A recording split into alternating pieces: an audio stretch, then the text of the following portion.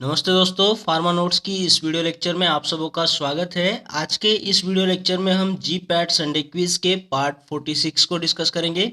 तो चलिए आज के इस सेशन के शानदार क्वेश्चंस को डिस्कस कर लेते हैं। देखो यहाँ पूछा है, cyanide poisoning can be treated by. Cyanide poisoning को ट्रीट करना है। देखिए ऑप्शन में दिया है पायरिडॉक्सिन, विटामिन बी 12, हाइपरबारिक ऑक्सीजन या फिर फ्लूमाजेनिल। तो यहाँ से सही ऑप्शन होगा दोस्तों ये ऑप्शन बी, विटामिन बी 12, है ना। इसे यूज़ किया जाता है साइनाइड पॉइजनिंग को ट्रीट करने के लिए। साइनाइड पॉइजनिंग को ट्रीट करने के लिए अमील नाइट्रेट, सोडियम नाइट्रेट जैसे नाइट्रेट्स को भी यूज़ किया जाता है। ठीक है, इसमें होता क्या है, जो हाइड्रोजन साइनाइड, पोटेशियम साइनाइड के फॉर्म में जो साइनाइड आता है वो हमारे बॉडी के अंदर जो रेस्पिरेशन के द्वारा जो ईटीसी साइकिल होता है, इलेक्ट्रॉन ट्रांसपोर्ट साइकिल जो होता है, उसे ब्लॉक किया जाता है।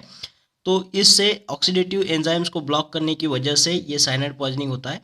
तो यहाँ पे अगर हम बी 12 विटामिन देते हैं हाइड्रोक्सी कोबालामाइन की तौर पर, तो इससे नॉन टॉक्सिक यानी हार्मलेस साइनोकोबालामाइन कंपाउंड फॉर्म होता है, जिससे साइनाइड पॉइजनिंग को ट्रीट किया जा सकता है। बात करेंगे पायरिडॉक्सिन की, तो इसे विटामिन बी 6 भी बोला जाता है। और जो फ्लूमाजेनिल जो है वो एक एंटीडोट है, बेंजोडाइजेपाइंस के अगेंस्ट में यूज किया जाता है इसे। ठीक है, चलिए अगले क्वेश्चन की तरफ बढ़ेंगे। देखो नेक्स्ट क्वेश्चन है, platelet aggregation is inhibited by all except. ऐसा कौन सा ड्रग है जो प्लेटलेट एग्रीगेशन को इनहिबिट नहीं कर पाता है। तो यहाँ पे ऑप्शन देखिए, एस्पिरिन है, फिर क्लोपिडोग्रेल है, थ्रोम्बाक्सिन A2 या फिर एप्टीफाइबेटाइड। तो यहाँ पे हमें बताना है जो प्लेटलेट एग्रीगेशन को इनहिबिट नहीं करने वाला ड्रग कौन सा है। तो एस्पिरिन जो है प्लेटलेट के एग्रीगेशन को इनहिबिट करता है दोस्तों, ये ब्लड को पतला करने वाला ड्रग है। फिर बात करेंगे क्लोपिडोग्रेल की, तो क्लोपिडोग्रेल और टिक्लोपिडिन जैसे ड्रग जो है वो एडीपी रिलीज को इनहिबिट करते हैं करके प्लेटलेट एग्रीगेशन को इनहिबिट करते हैं और ड्रग को, अपने ब्लड को पतला कर देते हैं दोस्तों। और यहाँ पे थ्रोम्बोक्सिन A2, जैसे आप अगर एराचिडोनिक एसिड का पाथवे देखेंगे तो उसके अंदर थ्रोम्बोक्सिन A2 बनने की वजह से ही ये प्लेटलेट एग्रीगेशन बनना स्टार्ट हो जाता है दोस्तों। ये एक फैक्टर है प्लेटलेट एग्रीगेशन का, थ्रोम्बोक्सिन A2। तो ये अगर बनेगा तो प्लेटलेट एग्रीगेशन होगा दोस्तों। तो इसीलिए ये जो है प्लेटलेट एग्रीगेशन को इनहिबिट नहीं कर पाता है। तो इसे अगर सिंथेसिस को रोकना है तो रिडोग्रेल जैसे ड्रग को दे सकते हैं। तो इस सवाल का जवाब भी यही होगा, थ्रोम्बोक्सिन A2। इसकी वजह से प्लेटलेट एग्रीगेशन होगा। और बचा एप्टीफाइबेटाइड जो है, ये जो ड्रग है, और एप्सिक्सिमैक्स, टायरोफाइबेन जैसे ड्रग है, ये ग्लाइकोप्रोटीन 2B3A रिसेप्टार के एंटागोनिस्ट होते हैं, ये इसे ब्लॉक करते हैं दोस्तों। तो ये भी जो है प्लेटलेट एग्रीगेशन को इनहिबिट करते हैं और ब्लड को पतला कर देते हैं। ठीक है, और थ्रोम्बोक्सिन A2 जो है, इसमें प्लेटलेट एग्रीगेशन की वजह से ब्लड क्लॉट्स बनते हैं। और यहाँ पे डायपाइरिडामोल जैसा भी ड्रग है जो एक एंटीप्लेटलेट ड्रग ही है। ठीक है, तो ये सारे एंटीप्लेटलेट ड्रग है, एस्पिरिन, क्लोपिडोग्रेल, एप्टीफाइबेटाइड, एप्सिक्सिमैब, टायरोफाइबेन, टिक्लोपिडिन और ये डायपाइरिडामोल। ठीक है, डिट्रोगेल भी वही होगा। तो ये प्लेटलेट एग्रीगेशन को रोकते हैं। हालांकि थ्रोम्बोक्सिन A2 का बनना प्लेटलेट एग्रीगेशन को इनविटेशन देता है, ब्लड क्लॉट्स बनाता है। नेक्स्ट है, विच of the following drug can cause the thyroid dysfunction. Thyroid dysfunction करने वाला ड्रग बताना है। देखो बात करेंगे यहाँ ऑप्शन की, अमियोडारोन, एम्पिसिलिन, आइबिटिलाइड या फिर असाइक्लोवीर। तो यहाँ से सही जवाब होगा दोस्तों ये अमियोडारोन करके। ठीक है, ये अमियोडारोन को देखेंगे तो आपको इसमें आयोडीन भी दिखाई देगा, आईओडी है ना, आयोड से आयोडीन को याद रखिएगा। अमियोडारोन में आयोड है तो आयोडीन है। तो ये क्लास 3 में आने वाला एंटी एरिथमिक ड्रग है, जिसका स्ट्रक्चर रिलेट करता है थायरॉक्सिन के साथ में। तो इसीलिए ये हमें कॉज कर सकता है गॉइटर, हाइपोथायरॉयडिज्म, और बहुत कम केसेस में हाइपरथायरॉयडिज्म भी होता है। बात करेंगे आइब्यूटाइलाइड, तो ये भी एक क्लास 3 एंटी एरिथमिक ड्रग ही है एमियोडारोन के जैसा।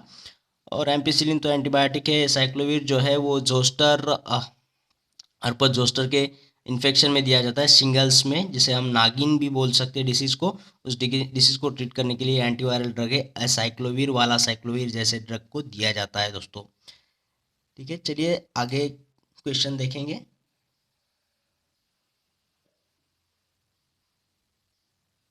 देखिए नेक्स्ट क्वेश्चन पूछा है, विच of the following is contraindicated in pregnancy, pregnancy में नहीं दिया जाने वाला ड्रग कौन सा होगा? ऑप्शन दिया है लाबिटालॉल, हाइड्रोलाजीन, निफिडिपिन या फिर एस इनिबिटर, है ना, एंजियोटेंसिन कन्वर्टिंग एंजाइम इनिबिटर्स।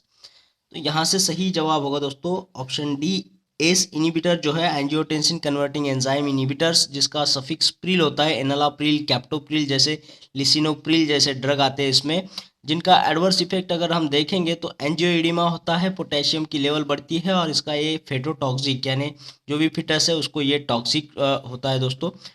तो इसीलिए एस इनिबिटर जो है प्रेगनेंसी में नहीं देना चाहिए।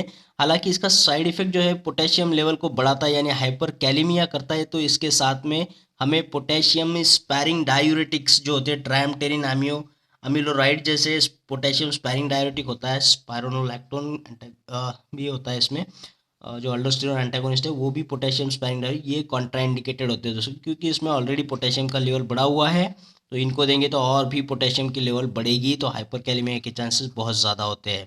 बात करेंगे बचे हुए ऑप्शन की, लाबिटालॉल जो है वो अल्फा बीटा ब्लॉकर है, कार्बिडोलॉल, लाबिटालॉल ये अल्फा और बीटा दोनों रिसेप्टर को ब्लॉक करता है। हाइड्रोलाजिन को अगर डिस्कस करेंगे तो ये आर्टियोर और डायलेटर है, आर्टरी को डायलेट कर जाता है, मिनॉक्सिडिल भी आता है इसमें आर्टरी को डायलेट करने वाले ड्रग में। निफिडिपिन जो है ये डिपिन वाले कैल्शियम चैनल ब्लॉकर्स होते हैं, निफिडिपिन, ठीक है। कोई भी ड्रग हो तो उसकी कैटेगरी हमें बहुत जल्दी याद होनी चाहिए, तभी इकोलॉजी हमें बहुत आसान सब्जेक्ट होता है दोस्तों। ड्रग याद आ जाए तो उसका कैटेगरी जल्द से जल्द हमारे दिमाग में आ जाना चाहिए। चलिए नेक्स्ट क्वेश्चंस को देखते हैं। पूछा है LMW low molecular weight heparin inhibits, कौन कौन से फैक्टर को ये LMW हिपैरिन जो है वो इनहिबिट करता है? Factor 10A, factor 10A and 2A, factor 2A या फिर फैक्टर 2, 7, 9 एंड 10। तो कौन से फैक्टर को इनहिबिट करता है LMW heparin, low molecular weight heparin? तो यहाँ से सही जवाब करना है दोस्तों, फैक्टर 10A एंड 2A को ये इनहिबिट करता है। देखो ये लोअर मॉलिक्यूलर वेट हिपैरिन जो होता है वो ज़्यादातर केस का मैक्सिमम जो एक्शन है वो 10A फैक्टर को इनहिबिट करने में जाता है, और बहुत ही कम लिटिल इफेक्ट जो है उसका थ्रोम्बिन पर यानी 2A फैक्टर पर होता है दोस्तों। 2A के लिए एक खास ड्रग बनी है हिरोडिन, हिरोडिन जो है वो 2A को इनहिबिट करती है फैक्टर को, ठीक है। तो LMW हिपैरिन के साथ में याद रखिएगा मैक्सिमम इसका इफेक्ट जो है वो 10A फैक्टर को इनहिबिट करने के लिए, और बहुत ही लिटिल जो है वो 2A फैक्टर को इनहिबिट करने के लिए है। और ये सारे फैक्टर को आपको तो देख के याद आना चाहिए कि 2, 7, 9 एंड 10 ये जो है ब्लड क्लॉटिंग फैक्टर्स, इसके लिए विटामिन के का होना बहुत ज़रूरी होता है, तभी जाकर के ये क्लॉटिंग फैक्टर्स फॉर्म हो जाते हैं दोस्तों, और विटामिन के का हमें क्लॉटिंग में फंक्शन मिलता है। और बात करेंगे हिपैरिन और एंटीथ्रोम्बिन 3 के कॉम्बिनेशन की, तो ये कॉम्बिनेशन जो होता है वो इनहिबिट करता है फैक्टर 2A से लेकर के 9 से 13 तक, 9, 10, 11, 12, 13A, इन सारे फैक्टर्स को ये ब्लॉक करता है, ये कॉम्बिनेशन हिपैरिन प्लस एंटीथ्रोम्बिन 3 वाला। तो ये कॉम्प्लेक्स को भी याद रखिएगा, ये इतने सारे फैक्टर्स को ब्लॉक कर जाता है। फैक्टर्स के नाम को भी आपको याद करना है ताकि सवाल आए तो उसका जवाब आपको आना चाहिए। जैसे 2A को अभी बोला हमने, थ्रोम्बिन बोला जाता है, ठीक है।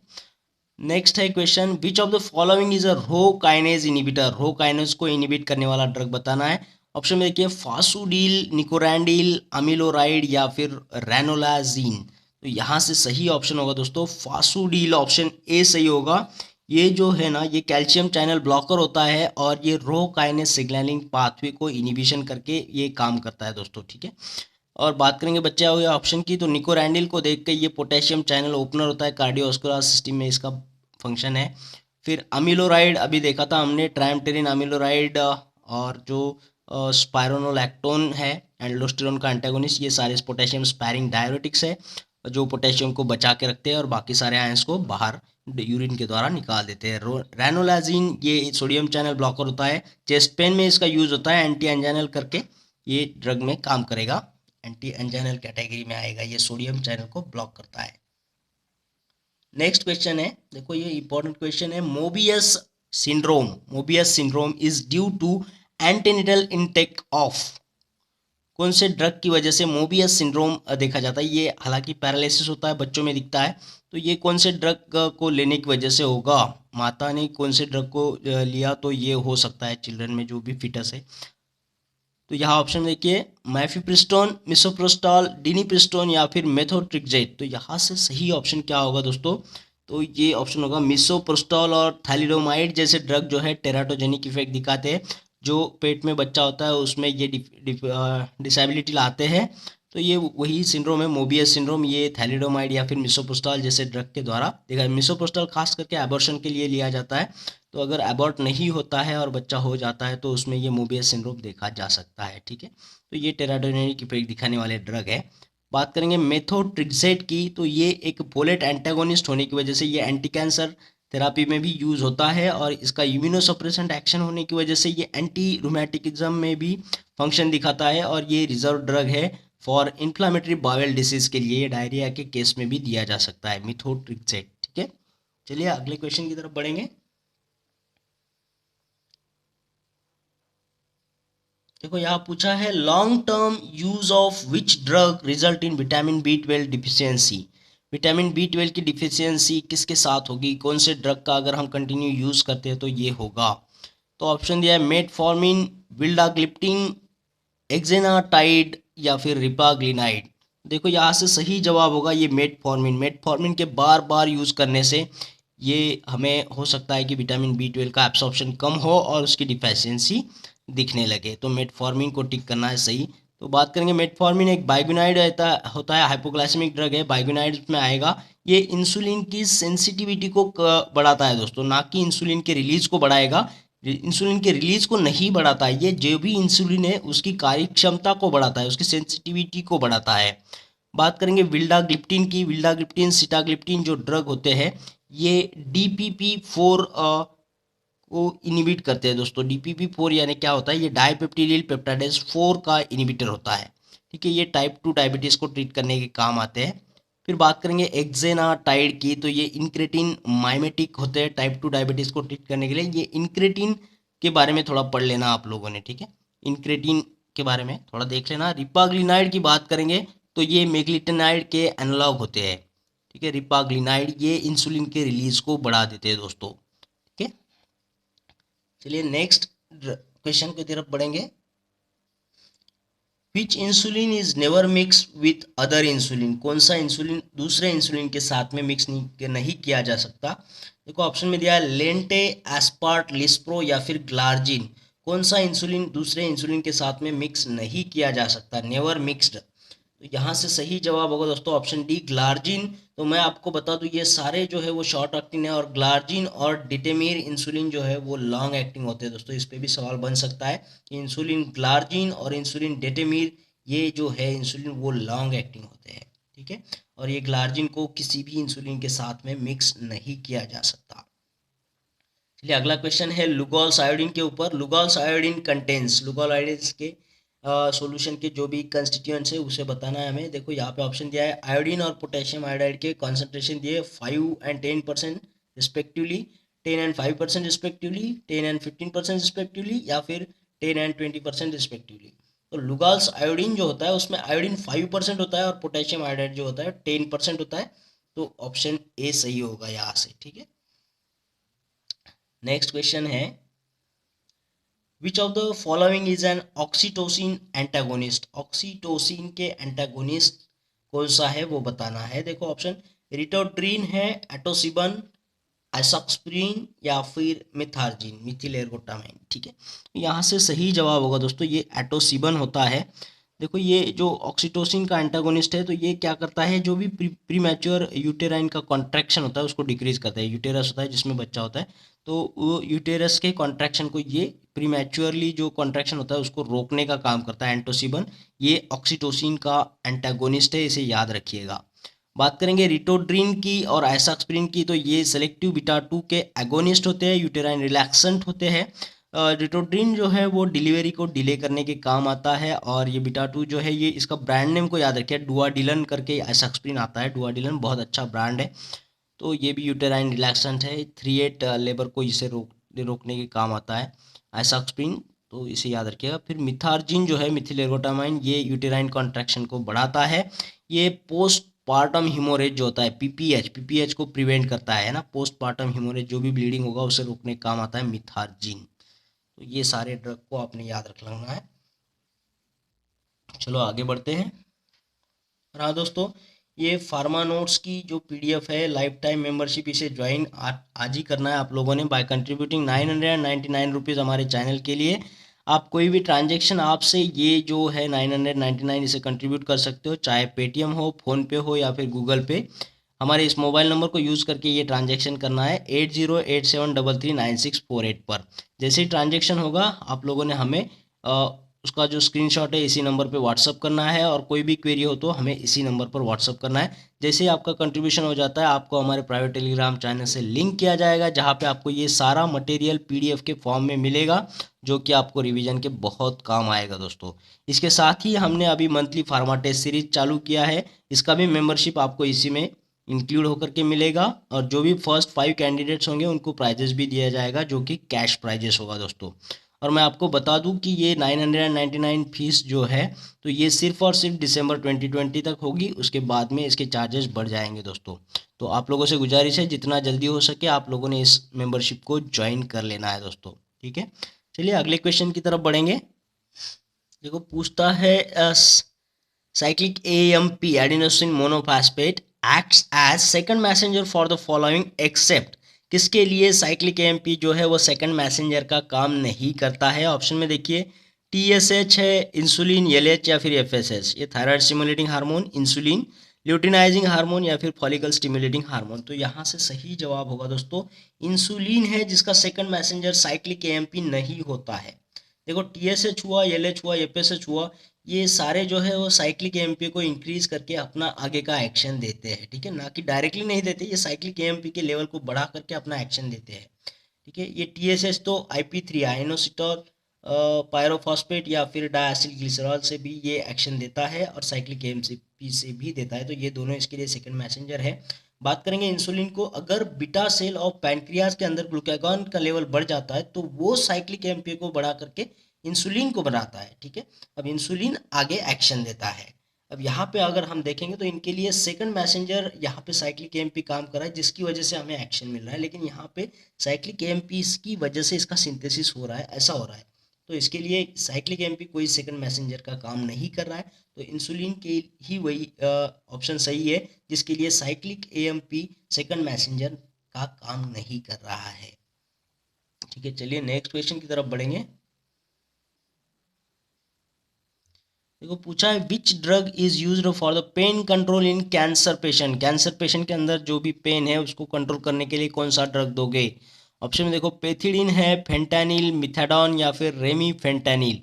तो यहाँ से सही जवाब होगा दोस्तों ऑप्शन बी फेंटानिल, जिसे ट्रांसडर्मल दिया जाता है। ट्रांसडर्मली फेंटानिल जो है ये कैंसर में जो पेन है उसे कंट्रोल करने के काम आता है, या फिर क्रोनिक पेन कोई भी हो उसमें भी कंट्रोल करने के ये काम आता है फेंटानिल। और यहाँ पे दिए हुए सारे जो ऑप्शन है ना ये सिंथेटिक ओपॉइड्स होते हैं, एनाल्जेसिक करके काम आएंगे, ठीक है। ओपॉइड एनाल्जेसिक है और सिंथेटिक है, ठीक है।